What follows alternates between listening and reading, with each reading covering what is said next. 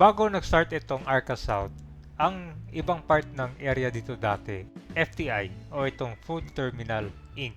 Ito yung nagsisilbing pangunahing bagsakan para sa mga produktong agriculture mula sa iba't ibang probinsya. So, ang original na sukat ng FTI ay nasa 120 hectares plus. So, naging sentro ng cold storage at food processing sa loob ng maraming dekada. So, after ilang taon, noong mga 2010 pataas, nanalo dito yung Ayala Land sa bidding para sa 74 hectare ng FTI complex. So, ito na siya ngayon. Fast forward tayo. Ang dami ng mga bagong gusali. Napunta na natin itong Ayala Mall na kakabukas lang. Talaga namang dinagsa agad. So dito sa next part natin, may mga area pa dito na ongoing din development tulad ng mga residential condo, itong mga kalsada, at itong bagong terminal dito. Alright guys, so nandito na tayo ngayon sa Ayala Mall sa Arca South. So itong next part natin, iikutin natin yung kabuuan nito. 74 hectare development. Ang dating part ng FTI terminal. Napakaganda dito ang pasyalan guys. Although kahit hindi pa bukas yung karamihan mga store dito, kita mo naman. Yung gitna niya ginawa sang parang centers park. Or parang ito yung pinaka main walk guys. Ang ganda. Kahit na pag gusto mong mas mahangin lang, dito ko lang sa labas magstambay.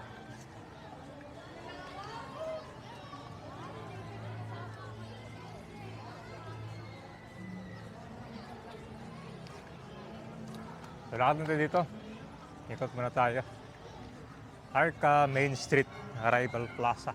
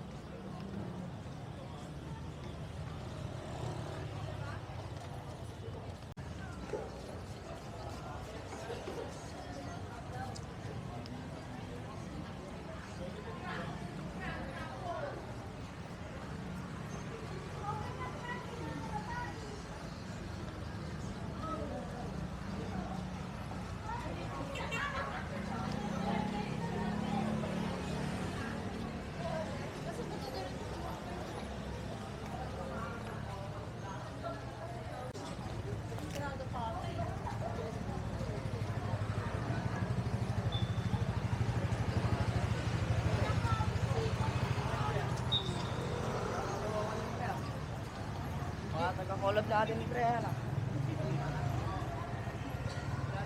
Sa kabila, ang ganda rin pala. Parang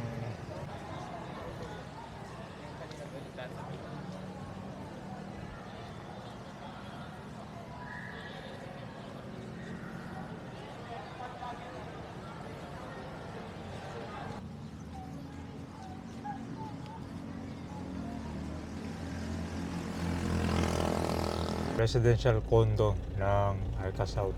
Yun, ang bilis matapos yung huli punta ko dito last year lang yun Noong napabalitaan natin na gagawa sila ng ramp dito. Yan yung karugtong sa Skyway Stage 4. Yan, tama po yan kabayan. Yung gagawing expressway, dito magkakaroon ng ramp yan. Yan yung Skyway Stage 4. Hanggang papuntang kanyang QC. Halos karamihan dito tapos na yata. Yung iba dito, habang ginagawa yan, pwede ka na mag-reserve Kasi pag ito natapos, mas mahal na yung pupukunin mo ngayon. Ikot lang tayo dito guys. Ito yung mga building dito. Yung mga residential condo. May Albeo.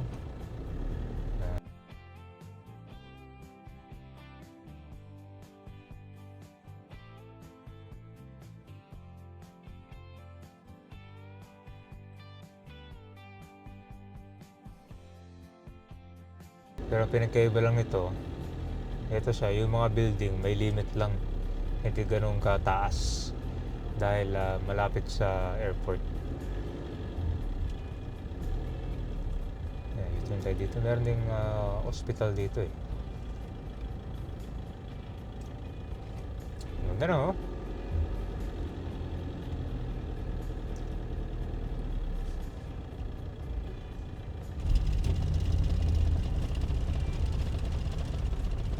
Oh yan, ito naman yung hospital.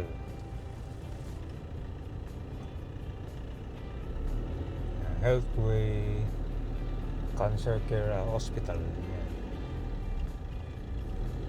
Ito guys, halos okupado na ito lahat dito sa kanan, no? Yan, ito naman yung One Union Place, Habita Towers.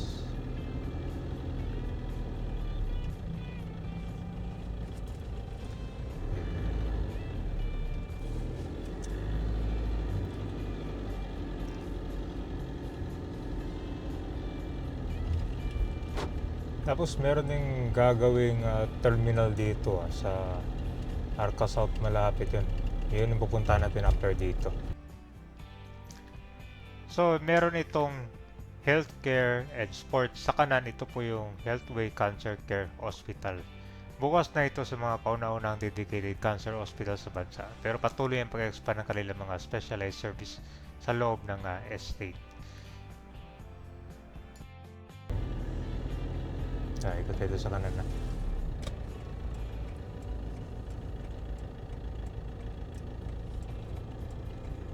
Nexus Street. Ayan. Hindi nyo na kailangang lumayo pa dahil malapit lang sa Ayala Mall.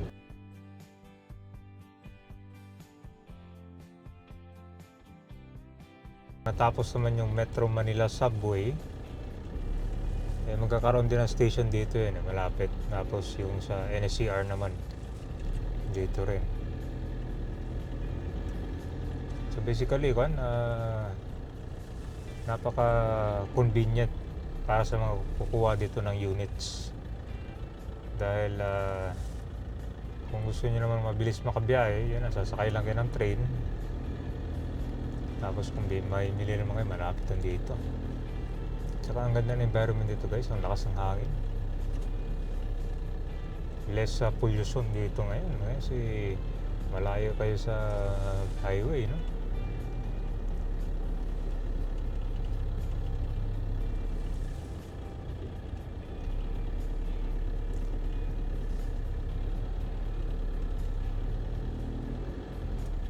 Kasama sa mga ongoing developments dito ang mga residentials. Ito yung mga condo. Marami lang na turnover na nagaganap, pero may mga bagong towers pa rin na itinatayo.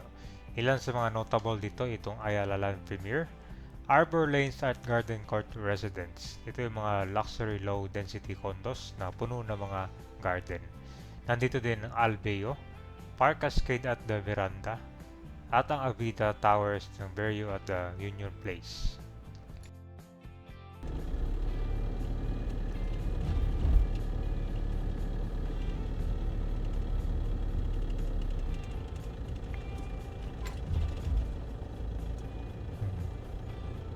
Leanders, kanan tayo sa main road na ulit.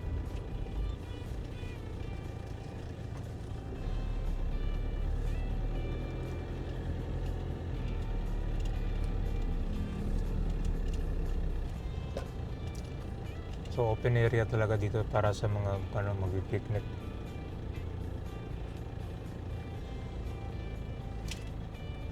Kakabukas lang nung Ayala mo, hindi nagsagad. Alam nyo ba, maraming namamasyal to. Residential area kasi yung sa labas ito. Yan na.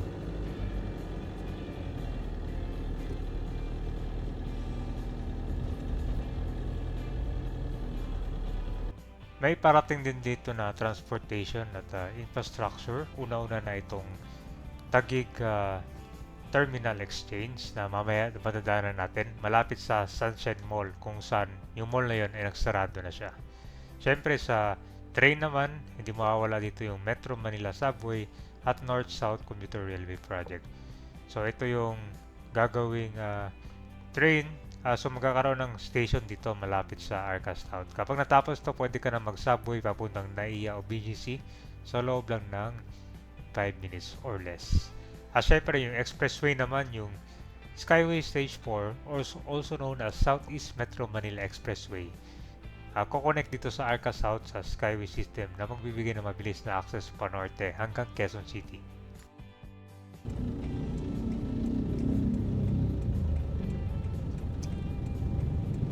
So ito pala yung SM Hypermarket ng pagkalabas na dyan. Pagpasok nyo naman dito, meron na rin bagong grocery. Yan naman yung sa kanang guys, di ba? Ang gandang pang leisure activities. Karamihan itong estudyante, dito sila nagpa-practice. Kaya ang ganda kasi dito, may mga puno. Meron itong panahon ng tag-init. Inaayos pa rin pala yung sidewalk dito.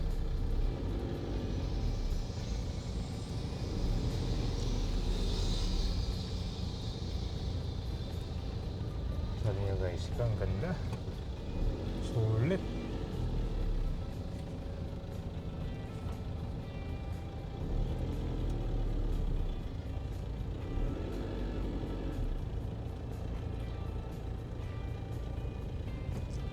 Yung nabenta na part pala ng lot dito ay 74 hectares lang para sa development ng Arca South. So marami nagtatanong ano daw ang mangyayari dun sa natitira. Itutuloy pa ba as part of FTI or meron bang balita na ibebenta at gawing panibagong development? Ano sa tingin nyo? Kasi ito, tinatawag na nila itong lugar as mini BGC. Kumbaga, ito yung panahon na nagsisimula pa lang yung BGC. Di ba dati, dun sa may area ng BGC, dating ko lang siya, US base. Pero ang napapansin mo lang dito, hindi ganun kataas yung mga building. Kaya maganda to kasi mas maganda yung flow ng hangin. Kaya pag pumunta ka dito ng hapon or kahit anong oras, ang lakas ng hangin.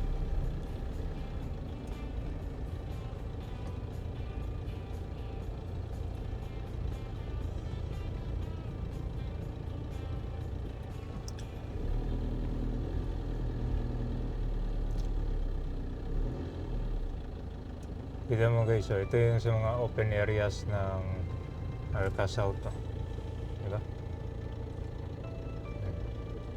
Tapos yung lumang mall, ito yun. Ay, yung gagawing terminal pala dito, malapit sa Sunshine Mall. Ito yung propose na gagawin nilang terminal. May nakabakod na dyan.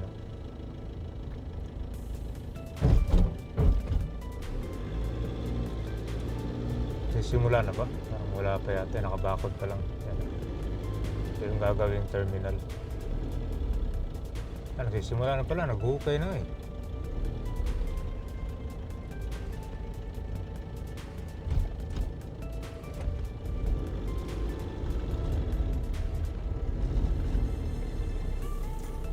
So walking distance papunta dito sa mall. Open ba ito? Sarado na yata eh. Tingnan mo. Ito yung Sunshine Mall eh. Sarado na pala. Hindi na nag-ooperate yung Sunshine Mall. Ito yung unang mall dito sa Arcas, sa FTI Taguig. Ito nga tayo. Tingnan natin. Open ba pala? Sarado na nga, tingnan nyo. So yun guys, after ilang years ng operation, sarado na. FTI Terminal. Baka kasi dito eh, yung balita ang gagawa ng terminal na. So, dito naman tayo sa terminal. Ayan dito yan, saan na ba yun? Ito yung existing terminal dito sa FTI na napasalanan natin.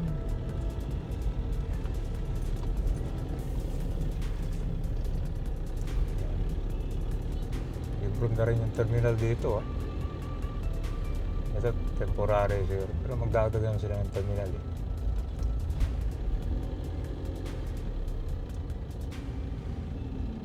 Yan guys terminal sa bang biyahe nito, tinawan natin. Arca South Transport Terminal. Oh, may luma. Dito naman transport terminal din.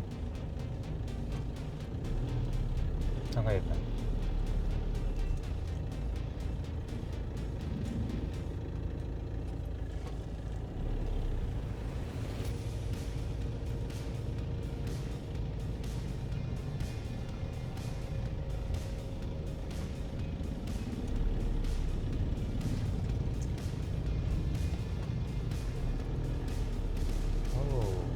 Ito na pala yung bagong terminal, oh.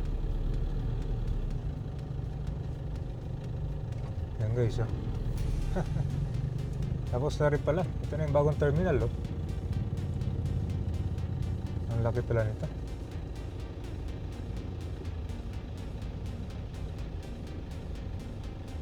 Yan guys. Okay, oh. Operation na natin pala itong bagong terminal, oh. Yan.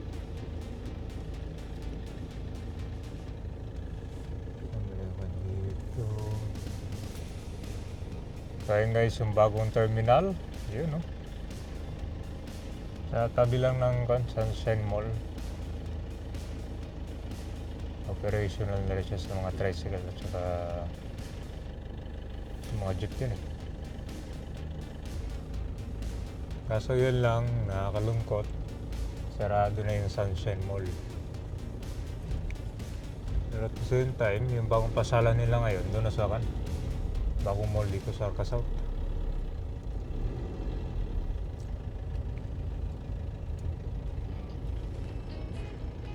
Tapos ito guys, dun tayo sa naman area ng kalsada.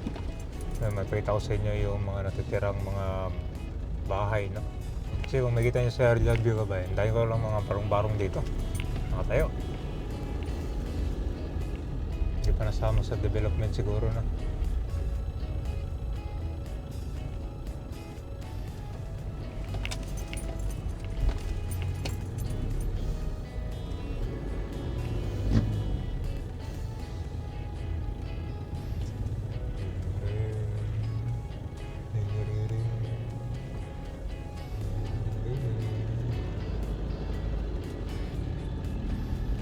Ikutin natin yung katabi nito guys para meron kayo idea. Dito pala yun.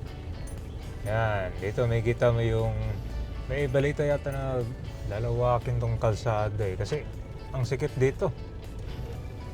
Diba nung huling update natin, may mga ibang bahay dito na nilagyan ng tagging. Dahil kung daw, posible na gagawing road widening.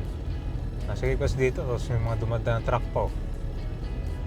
Tapos yung mga tao, wala nang mga lalakaran. Diba? Tingnan mo. Sa kalsada sila na naglalakad din. Napakaliit ng bangketa. Actually, talagang wala talaga, eh.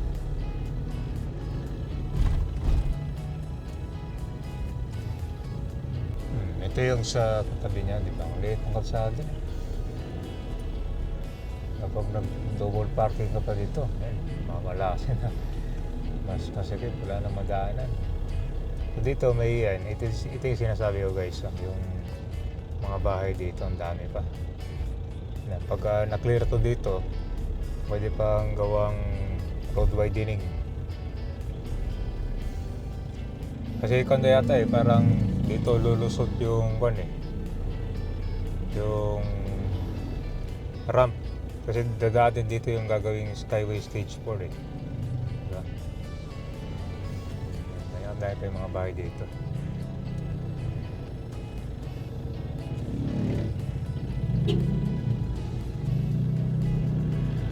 Yan guys, sikip.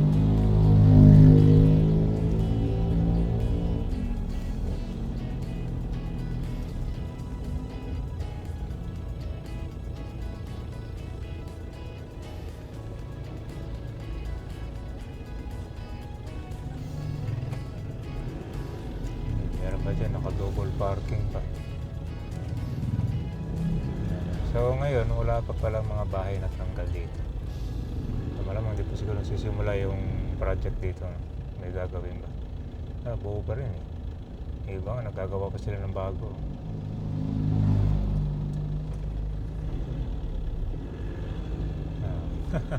Pag minalas talaga dito yun. Double parking pa, wala na madaanan. Naka-obstruct pa sa bangketa. Ayan, kasikip dito. Dito sa baba, oh. Sa likod, yan ay yung Arca South. No? Ano yan eh? Ito pala yung Skyway. Skyway yata ito eh. Southeast Metro Manila Skyway. So may tagin na rin dito, guys. Oh. Kailan nalagay yan? Tagal na yan? Tagal na. So pag may kanyan, sir, ibig sabihin may posible na tatamaan tong lugar dito. Mayroon, posible. Ang tawag nyo dito, sir, PNR Road to? Veterans Road to. Talagang kung dito, sir, masikip talaga to, maluwag to dati. Ito na yan. Ito na. Dati na to. So yung gagawin nilang project dito, Dito. papunta sa Arca South. Arca South. May bagong bukas na sir. Ilang taon na kayo dito, sir? Punta ako rito. Ha? 2,000? Punta ako rito. Mga ako na kayo, mahigit 30 years na. Oo. Nagkabahay ako dito, 2000. Pero dito na ako naka-rampin. Nakatrabaho pa ako ng slaughter dyan. May slaughterhouse, no? Slaughterhouse dati. Ako kasi FBI dati, no? Dati. Wala, hindi, vlogger, sir. Ina-update namin yung project. Ano sisi? Kasi kakabukas lang pala ng Arca Mall, no? Nung Kailan yung nabukas, sir? kailan ba pinagbukas yan? Yung Ayala Mall? Ayala Mall? Tracing, naman tracing. Ah. Binablog mo to para ano? Hindi, binablog ko yung Arca South. Yung mga bago, yung Sunshine Mall, sirado na. Sarado na. Sa tabi ng Sunshine Mall, ginawang terminal. Oo. Kaya yung bagong terminal, sir. Oo. Bakit yung terminal dito yung sa katabi? Anong gagawin doon? Ayaw ko na. Skyway, Subway, tsaka yung PNR. Yung NCR dito. Tatlong project. Dito, sir. Itong mga bahay dito, mabibigyan ng relocation ba yan? Paano bang setup sa inyo? Wala pa eh. Pero hindi namin alam kasi wala pa. Wala pa naman nag-meeting kasi dito sa amin. Wala pang... Pero malamang may compensation yan. Malamang. Meron na. Hindi rin pwede sa sir. Ito, magkano nagastos mo dito? Babayaran, walang ganon. Siguro. Sana nga. So ganito kadami pa yung mga barong-barong na natitira dito sa harap ng Arca South na ongoing development ngayon. So yung sunod daw na gagawin project dito yung expressway sa Skyway Stage 4 dahil dito daw lulusot yan, magkakaroon ng ramp yan dito malapit sa Arca South.